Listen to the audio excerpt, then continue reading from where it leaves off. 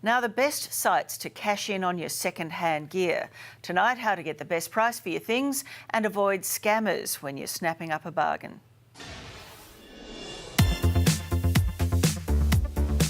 We love purchasing things on Gumtree because you can find things that are really good value.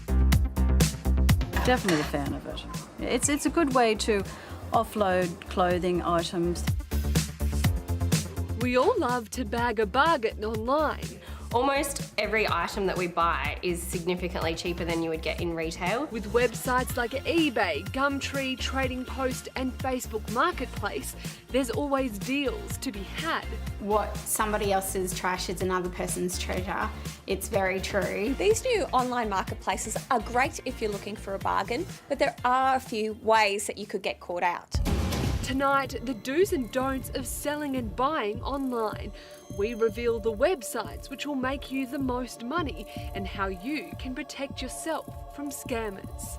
It's so much easier these days. I guess with smartphones, it's just a case of taking a picture, uploading it, and bang, you write a description, someone will want to buy something that you have. Plus the women making a living out of your second-hand goods. Become a real thing, I think. People really understand that you can get some great items. Research shows that we have at least 20 items around the house that we can sell. You put $10 on that, you've got $200 just sitting there for this weekend. Money magazine editor Effie Zahos says the sharing economy, as it's called, has officially boomed. Well, the sharing economy is huge and it's only going to get bigger. Tipped to be about $55 billion by 2021. But where is the best place to sell your stuff? If it's a big ticket item, eBay is where you'll most likely get the best price for it, with buyer and seller protection included. It really comes down to how much effort do you want to put into it? What do you need to do to sign up? What protection do they give you if that's what you're looking for? If a quick sale is what you're after, Trading Post and Facebook Marketplace are ideal, but expect to get less for your product. Cars are also popular on these platforms where sellers don't have to pay to advertise. Facebook Marketplace is a great site if you just want to get rid of something very quickly. I mean, you're really sharing amongst your friends. It's got great exposure. Meanwhile, Gumtree is considered the cheapest platform and the best option if you want to sell locally. I've sold on Gumtree and did very, very well. But mind you, I had 2 people trying to scam me before I ended up getting a sale. We started it because we had so many things from Gumtree that we wanted to make money from. Sisters-in-law Paula and Megan Mewing have created a business out of their love of second-hand goods. Our husbands were like, we have nowhere in the house to store any of this stuff. What are you going to do with it? And we decided to style homes for sale. From eBay to Facebook and Gumtree, the duo are constantly searching for pieces to love. Everything that you can see in my house is purchased on Gumtree, from the couches to the rugs, coffee tables, bookcases, almost everything is from Gumtree. They say if you're buying from another person online, always try and view the product in person before handing over the cash. And if it's interstate, see if a friend can do it for you. We've had really great experiences with buying online. We've found that it's people actually are really honest, and often they'll just leave an item out and say pop the money in the letterbox. But there are scammers who lurk on all the platforms. It's very frustrating to think people take advantage of other people's good nature. Sandra Ringay was quick to log on to Facebook Marketplace when they introduced their selling platform last year. I posted an address onto the marketplace on Facebook. A girl had contacted me in regards to the availability of the dress. The woman said she didn't have PayPal, so would pay via bank transfer. She sent through the receipt. I checked the BSB number and one of the digits in the BSB was incorrect. So then I resent her a message to ask her to resend another receipt with the correct details on it. Assuming it was a simple mistake, Sandra asked the woman to correct the number. Once Sandra received the correct receipt, she sent off the dresses. I hadn't received any money in my bank account. I did ring the bank and the bank had said it should show up that night or the next day. It hadn't. The money never came. She cancelled the bank transaction. She must have done it within hours of sending the receipt. The woman stopped responding to messages and then deleted her Facebook profile. Sandra reported it to Facebook, but to date hasn't heard anything.